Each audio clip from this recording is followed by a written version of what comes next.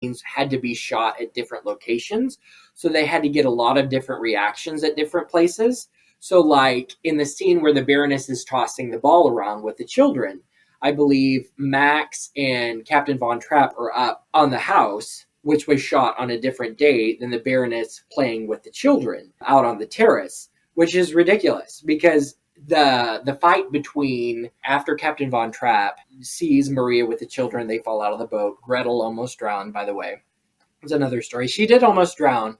One of the other daughters saved her, and she threw up on her shoulder when she was pulling her out of the water. It was, Julie was basically, side story for everybody. They told Julie Andrews, like, all the kids were on the boat. They had set up for the shot. We're about to say action when the assistant director waded in the water and went to Julie and said, the little one can't swim. Please fall forward next to her so that you can get her out of the water. And the first time they did it, it worked perfectly. Julie got her out. Second time, and I think it's the shot they use in the film, Julie falls behind the boat on accident. She said it's the fastest she's ever swum, tried to get to little Gretel. She said she went under a couple times, but like the crew and her got her out, and she like threw up and and they said that they coddled her the rest of the day because Julie accidentally fell backwards instead of forward to get her. But yeah, no, she could not swim. And then also a quick fun fact about Salzburg, it has Europe's 7th highest annual rainfall, which the crew did not know when they started filming in Salzburg. Well, we need to talk about that also. First I want to talk about like the argument scene between Julie and Captain Von Trapp at the two different locations. Yes, it's a great scene. It shows their chemistry for sure. And I mean, they kind of have this like underlying sexual tension where he and the Baroness are just playful all of the time. It's like they've already gotten that sexual tension out of their system. Captain Von Trapp and Maria have that hidden deep down, and it eventually comes out. But like the argument scene, Julie, her back is facing the water. Captain Von Trapp's back is facing the villa. That entire argument was shot on different days, with Julie's line shot on one day, Captain Von Trapp's line shot on another day. So that great chemistry that they have really didn't even exist because they were shooting that scene on 2 different days. Robert Wise said when they originally went to scout for locations, there was no rain. And when they went to Austria, his assistant director, when they took the entire company to Austria, his assistant said, you could quit film directing and get a job as a rainmaker, and you would be very successful. Because it rained so much, and so many of the scenes also that they had to be outside in Austria were shot because it never stopped raining, were shot under a tarp. Like they had to set up a tarp over the camera, over the actors, everything. So they had a little roof that they shot the scenes in. And then they had to set up the lighting so the tarp didn't create shadows. But I know the gazebo, I believe the gazebo there was a gazebo that was built up on the grounds of one of the houses that they were shooting at. So exteriors of the gazebo were shot outside. However, when they went inside the gazebo, there was so much light coming in from so many different angles that they couldn't shoot inside because there was they couldn't control where the lights were coming from. So then they reconstructed the gazebo on the 20th Century Fox lot. You were talking about like the Something Good scene a little bit ago and how Christopher Plummer brought some like boyish goodness to it. And that's what turned Julie Andrews on. When they finally went back to Fox, so I mean, they finished shooting, I think they finished shooting in June or July. And they finished in August because they were 4 weeks behind. I only know this because Julie Andrews dates it in her book that it's like early August because they end up being super behind. Right. And we'll talk about that in just a second too. They were very behind. They finished shooting in Austria. They had to go back to Fox. They shot the scene of like Something Good in a gazebo that they had built on this. I don't know if you've heard of this story. She might have talked about this in her book, but with Something Good, to control the lights, to cast lights on them, they had to use an arc lamp, several arc lamps. Now, arc lamps were very widely used in the late 30s, 1940s, and the 50s because they are so incredibly bright. They create an incredible amount of light, are very hot, and they were used on not black and white films, but Technicolor films because Technicolor takes so much light for the camera to capture that image, which we'll talk about next week, actually. The arc lamps that they were using that Fox had, of course, had been around since the days of 3-strip Technicolor. and so they were very old. Now, new arc lamps will make like a kind of sound, like a buzzing sound. Old arc lamps will make raspberry sounds. If you don't know what a raspberry sound is, it's a fart. It's like just a full-on good time. Yeah, there we go. Nice Rachel did effect. it. I should be a Foley artist. You should. Rachel Lynn, ladies and gentlemen, with all of the gas.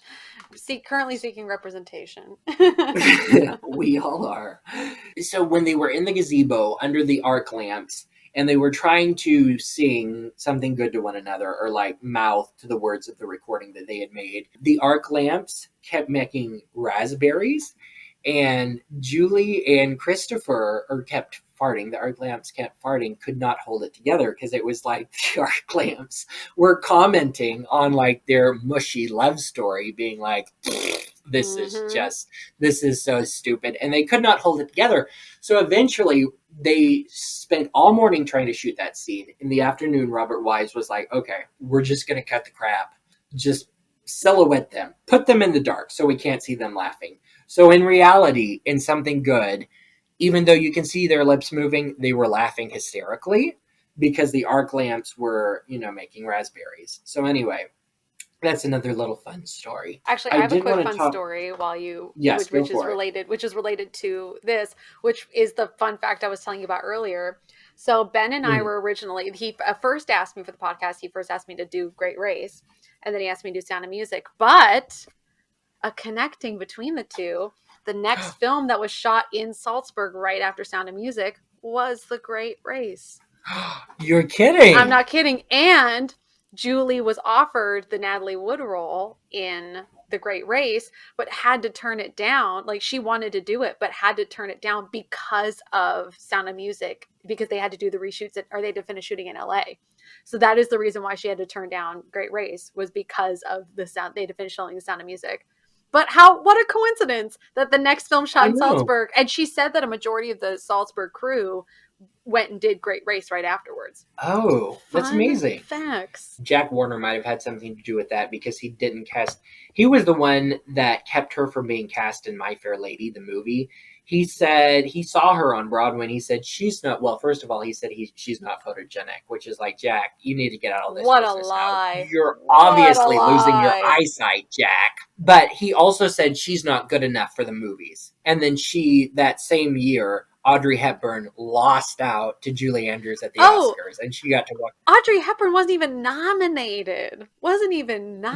For an Oscar. Okay. Well, then that's my bad. No. I was just saying, like it's even more of a, like, not only did Julie win, like Audrey Hepburn. I mean, they did Audrey Hepburn dirty in that film too, in the sense that, like, she was told she was going to sing and she ended up not. Like, they did Marnie Nixon. Like, there was a lot that they also didn't treat her well, but the justice for the Julie fans, the fact that she wasn't nominated and then Julie won for Mary Poppins. And, like, also, listener, look up Julie Andrews' Golden Globes award speech from that year, because she fully does I'd like to thank the person for making this happen. That'd be Mr. Jack Warner.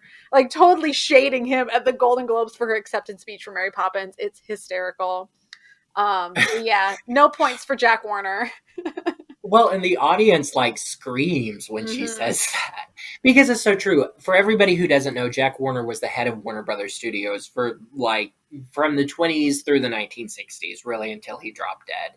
And he was the one that was in control, really, of the entire studio. And so when Julie Andrews, when they were considering Julie for My Fair Lady, he said, absolutely not. She's not photogenic. She's not good enough for Broadway. And that was part of the problem with the casting Julie Andrews originally, is that Jack had started that rumor. She's not photogenic. She's not good enough for Broadway. And that's when Robert Wise and Ernest Lehman went to Disney, the studio, not Walt Disney. They went to the studio and they saw the footage of her and were like, absolutely. Well, actually, Walt Disney let them, like, he was the one that let them see the footage. Like, and really? And it was, like, apparently really rare for him to show people footage before the film came out. But he showed it to, I know it was Robert Wise, but I think it was also the Americanization of Emily director too. He showed them early footage of Mary Poppins, because she had filmed all, like, Mary Poppins Americanization and Sound of Music before any of them had come out, and then they all like came out right after the other, and she became she says in her book, she's like, I could have done those 3 movies and had a great career. Like I could have done those three and like it would have been fine. Well, and she basically did. Wait, listen, after Star, Blake Edwards was the one that was, I mean, he was the one, literally, you see Star and then it's Darling Lily, and her entire career until Princess Diaries is all Blake Edwards films. And you're like, that man gave you, I mean, Victor Victoria was, I think, I mean, listen, yes, Darling Lily, yes, Tamarind Seed, like what? Yeah, but like Victor Victoria was like, honestly, it's like Sound of Music and then Victor Victoria, and that's when it's like, yeah, that's some solid work there, Julie. Love you. Exactly. But we digress. I know. I have one more production story, and that's the fact that everybody wanted to cut Climb Every Mountain because they thought it was too pretentious, too prestigious. And they didn't, in the play, Reverend Mother just stands there and sings it like she's, Billy Graham preaching at congregation of millions. And Robert Wise wanted, of course, he thought it was too pretentious. Rodgers and Hammerstein, well, it was Rodgers, because at the time that this project went into development, Hammerstein had died in 1960. So it was Rodgers, and in their contract it stipulated they could not cut out any other songs because they cut out Ordinary People, and they cut out How Can Love Survive. Yes. And did they cut out another one? No Way to Stop It. It's the other Max and Elsa song. Oh, yes. They cut those three out, and Rodgers thought it was perfectly fine because it did nothing. Those just commented really on the status of what was going on in the play. They did nothing to further the plot like the rest of the songs did. So that's why they cut those out. Or we would have had like a 4-hour movie. Can you imagine? What happened with Climb Every Mountain was the fact that everybody thought it was too pretentious. They couldn't cut out another song. So what Robert Wise did was he filmed the Reverend Mother in very low light. He filmed her turning away from the camera. And he filmed any kind of light that you saw was like this giant shaft of light and then great big shadows. So all of it was kind of filmed like this beautiful kind of chiaroscuro painting, which I think is brilliant. So then you don't have the Reverend Mother standing there like the Virgin Mary preaching at a crowd of millions. So do you have any other production stories before we jump into how this film was released? I do. I just have a couple like fun production clips. So the first one is that the real Maria von Trapp does make a cameo in this film. She is in I Have Confidence. She is one of the women that Maria goes up to in the market. She's wearing like a bandana and like a pink smock and apron. It's like when someone points it out to you, you're like, oh yeah, it's that woman. So yeah, she makes a cameo and I Have Confidence. It's like, you're like, oh my gosh, yay. Edelweiss is the last song that Oscar Hammerstein ever wrote. And he wrote it like basically kind of on his deathbed. So like, that's always a very sweet. And like people, like when they were filming, Robert Wise thought it was a traditional Austrian song. And so he thought when they filmed that scene in the amphitheater, in the stone amphitheater, he thought all the Austrian extras knew it because he thought it was an Austrian folk song. And they did not. They had not seen the musical. They knew nothing about it. So again, production was further delayed because they had to spend like a couple hours teaching all the extras Edelweiss so that they could sing along with the family in the film. So now it's like a very popular Austrian song, but at the time it delayed production. Apparently Christopher Plummer he's a trained classical pianist. So in the hotel he was staying at during production to get through the filming, he would play in the hotel piano bar until like all hours, all throughout the duration of filming in Austria. And apparently, again, this is lore, so I don't know. Again, it was on the Broadway.com fact sheet. Apparently Christopher Plummer was drunk during the Edelweiss in the stone amphitheater scene. Apparently he was drunk. I would not be surprised. I would not be surprised. God bless him. God bless that man. But yeah, no, he would like play piano and like that's how he'd entertain himself during the filming.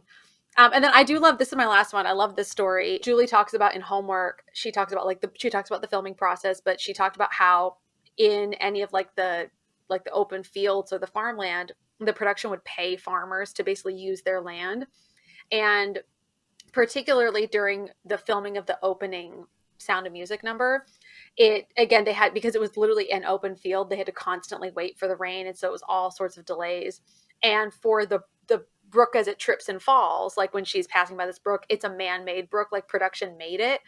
There's not a brook there in the field, which it was the way they did it is they like carved out parts of the land and like filled it with like bags of water or something. It was like they had like a tent of water so that the water would stay in the brook. And apparently one of the farmers the farmer who owned that land was so frustrated with how long it was taking, and he was like, he basically told production like, you being here is disturbing my cows.